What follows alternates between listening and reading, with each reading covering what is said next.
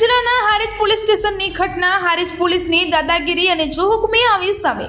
હારીજ પોલીસે વિકલાંગ પત્રકાર પર હુમલો કર્યાની ચર્ચા। હારીજ પોલીસ સ્ટેશનમાં ફરજ બજાવતા લાલભાઈ નડોદાએ કર્યો હુમલો। હારીજ તાલુકામાં પત્રકાર તરીકે ફરજ બજાવતા વિનોદ ઠાકોરને ઢોરમાર માર્યાનો હારીજ પોલીસ પર લાગ્યા ગંભીર આક્ષેપ। ખાનગી ન્યૂઝ ચેનલના પત્રકાર વિનોદ ઠાકોર બંને પગેથી હેન્ડીકેપ છે।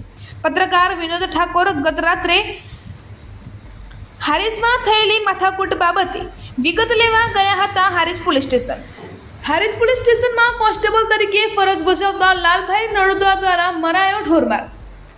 હવે પોલીસ સ્ટેશનમાં પ્રેસ નોટ લેવા જવાનું થાય તો હારીજ પોલીસ કરી રહી છે પત્રકાર પર હુમલો। આ રીતે પોલીસ કોન્સ્ટેબલને લીધો કાયદો હાથમાં। પોલીસ પ્રજાની શાંતિ સુરક્ષા અને વ્યવસ્થા માટે હોય છે ત્યારે પોલીસ કોન્સ્ટેબલે શાંતિ સુલેહ ન કર્યો ભંગ। પત્રકારને ઢોર માર મારતા સારવાર અર્થે 108માં હોસ્પિટલ ખસેડવામાં આવ્યો। પાટણના હારીજ પોલીસ કોન્સ્ટેબલ દ્વારા માર મારવાની કોને આપી સત્તા તેવા લોકોમાં વિથક સવાલો ઉઠ્યા। કેમેરામેન હાર્દિક સોલંકી સાથે રિપોર્ટર ઉપેશ પંચાલ, દિવ્યાંગ ન્યૂઝ, પાટણ।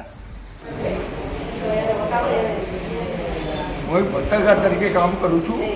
ગઈકાલે રાત્રે હારીજની અંદર અસામાજિક તત્વો દ્વારા અવારનવાર દારૂ અને જુગારના ત્રાસના કારણે લોકો દ્વારા હેરાન થઈ રહ્યા છે। ત્યારે ગઈકાલે રાત્રે કંઈક બનાવ બન્યો કે નારુદા પટેલ છે તેને કોઈ અસામાજિક તત્વો દ્વારા છરી મારવામાં આવ્યું। તે બાબતે હારીજ પોલીસ સ્ટેશન હું માહિતી લેવા ગયેલ તો હારીજ પોલીસમાં લાલભાઈ નારુદા નામના વ્યક્તિ દ્વારા એવું કહેવામાં કે તમારે ટેલિફોનની માહિતી લઈ લેવાની, અહીંયા પગ નહીં મેળવવાનો, એટલે તમને પણ ભાગી નાખવામાં આવશે। તો મારી જોડે બે પણ સાક્ષી જ હતા અને સીસીટીવી કેમેરા છે, પણ હારીજ પોલીસે જો સીસીટીવી કેમેરા લાવ્યો હોય તો સીસીટીવી કેમેરા પણ ચાલશે।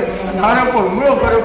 હાલ અહીંયા જોઈ શકો છો કે આ લોહી, અહીંયા લોહી, આ મારા મોઢામાં લોહી અને અહીંયા લોહી જોઈ શકો છો અને હુમલા કરવામાં આવશે। પોલીસ દ્વારા એવું કહેવામાં આવશે કે અમે બધી જોડે હટાવીએ છીએ તો તમારે આ બાબતે કોઈ માહિતી આપવા કંઈ બોલવાનું નહીં અને તમારે જે જુઓ તે ટેલિફોનની માહિતી અને લાલભાઈ નારુદા કરી કંઈક સંવિધાન કરે છે।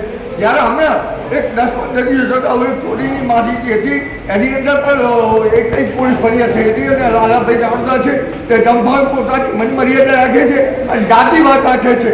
તો આ બાબતે આગળ જિલ્લા પોલીસ હોય કે ગુજરાત કમિશનર યોગ્ય તપાસ કરે। જો પીડીઆર ચોથી ચાકરી કહેવાય અને બીજા ચોથી ચાકરી પર હુમલો કરવામાં આવે તો ભાઈ અન્ય લોકોનું શું રહ્યું? તો આ બાબતે યોગ્ય તપાસ કરવામાં આવે, સત્ય શું છે તે સીસીટીવી બહાર આવશે।